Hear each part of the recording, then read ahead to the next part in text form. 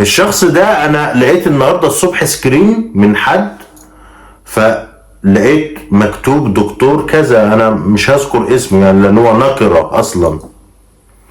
فدخلت على صفحته عشان اتاكد، لان قلت ممكن يكون معمول فيك، فوتوشوب اتعمل واتغير الاسم او اتغير الحوار او كده، واتعمل علشان حد ينزله ويجيب ريتش يعني. فوجئت لقيت فعلا، وعرفت كمان ان هو كان ماسك منصب في الاتحاد الكرة الطايرة. يعني ايه ده؟ يعني ازاي؟ انت ايه اللي انت بتعمله ده؟ هو انت عايش دلوقتي ازاي يعني بعد، يعني انا بعمل لكم الفيديو ده بالليل، لكم ان تتخيلوا الدنيا كلها اتقلبت عليه. انت عايش ازاي؟ ولا انت متخيل ان ربنا يعني هيقبل الدعاء اللي انت بتدعيه ده؟